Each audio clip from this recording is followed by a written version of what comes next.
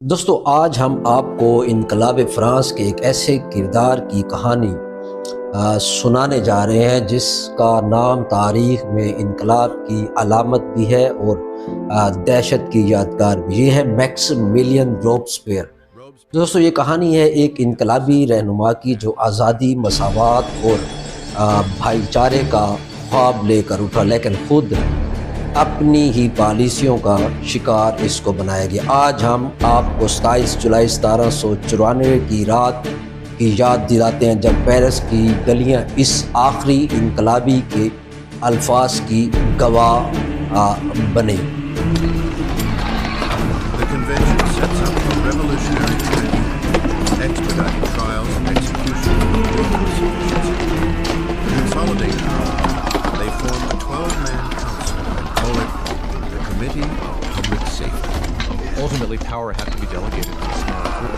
With his masterful words and revolutionary vision, Robespierre soon emerges as the committee's fiercest guiding voice. That voice is calling for more blood. دوستو اس ہجوم میں لوگ نعرے لگا رہے تھے: آزادی، مساوات، بھائی چارہ۔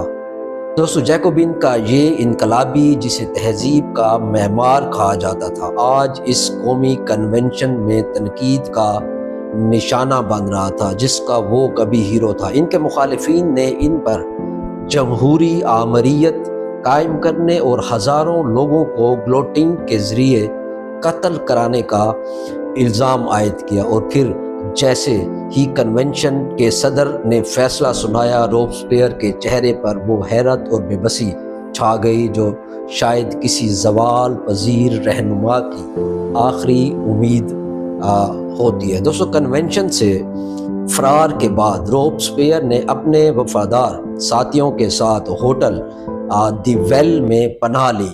ان کے ساتھ تھی یا اس کا مقدر یہی تھا کہ وہ اپنی ہی نظریاتی دہشت کا شکار ہو۔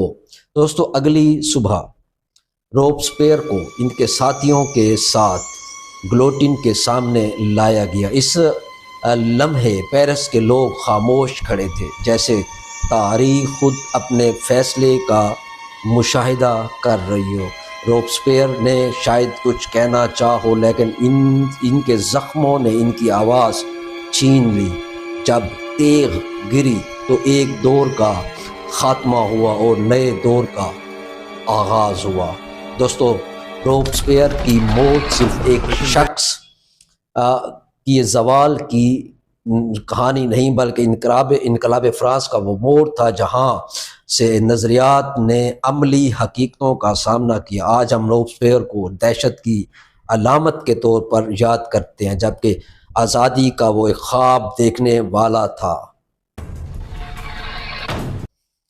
دوستو جیکوبین کلب فرانس کے انقلاب 1789 اور 1799 کے دوران سب سے زیادہ مشہور اور بااثر سیاسی گروپ تھا۔ اس کلب نے انقلاب کے اہم مراحل میں ایک بنیاد پرست اور انقلابی کردار ادا کیا۔ جیکوبینز کے نظریات اور اقدامات نے سوشلسٹ نظریات کو بہت متاثر کیا، خاص طور پر کارل مارکس اور ولادیمیر لینن کی تحریروں اور خیالات میں اس کا ذکر بھی ہمیں ملتا ہے۔ دوستو جیکوبینز نے مساوات، آزادی اور عوامی حکومت کے اصولوں کو فروغ دیا۔ وہ جاگیردارانہ نظام اور بادشاہت کے خاتمے کے لیے سرگرم تھے۔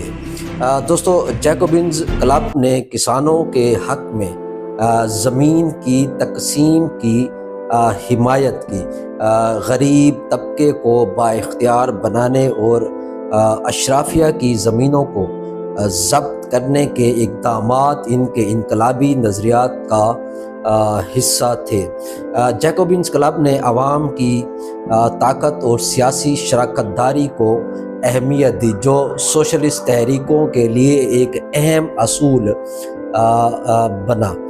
دوستو سوشلسٹ نظریات کے مطابق جیکوبینز کو ایک ایسے گروپ کے طور پر دیکھا جاتا ہے جو طبقاتی جدوجہد کو سمجھتے تھے اور اسے ختم کرنے کی کوشش بھی کرتے تھے، جاگیرداری اور اشرافیہ کی مراعات کے خلاف لڑے، عوامی فلاح و بہبود کے لیے حکومت کے طاقتور کردار کو ترجیح دی۔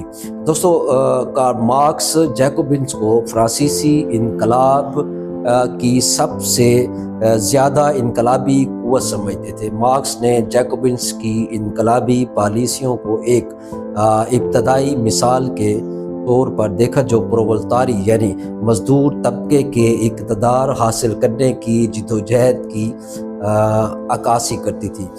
The class struggle in France میں مارکس نے اس کا ذکر کیا۔ دوستو، مارکس نے روبسپیئر کے دہشت کے دور کو طبقاتی دشمنوں کے خلاف ناگزیر قرار دیا، لیکن وہ اس بات سے آگاہ تھے کہ جیکوبنز کی پالیسیاں زیادہ دیر تک قائم نہیں رہ سکتی۔ دوستو، مارکس نے یہ تنقید کی کہ جیکوبنز کا انقلاب روزوازی یعنی اشرافیہ کی قیادت میں تھا، جس نے مزدور طبقے کو مکمل آزادی نہیں دی۔ دوستو، اسٹیٹ اینڈ ریولیوشن میں and What Is to Be Done میں لینن نے جیکوبنز کو ایک مثالی انقلابی قوت کے طور پر دیکھا، خاص طور پر ان کی منظم قیادت اور سخت اصولوں۔ دوستو، لینن نے باشیوک انقلاب کے دوران روبسپیئر اور جیکوبنز قیادت کے ماڈل سے رہنمائی بھی حاصل کی۔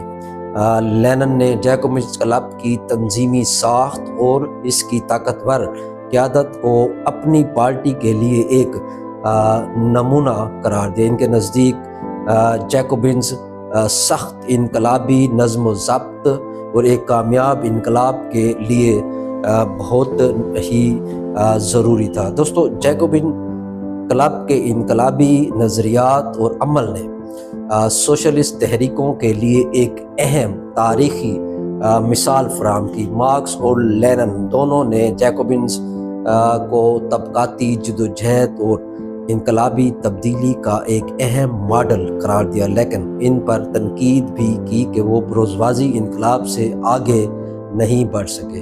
جیکوبنز کلب کا تاریخی کردار آج بھی انقلابی سیاست اور نظریات کے لیے ایک اہم حوالے کے طور پر جانا جاتا ہے۔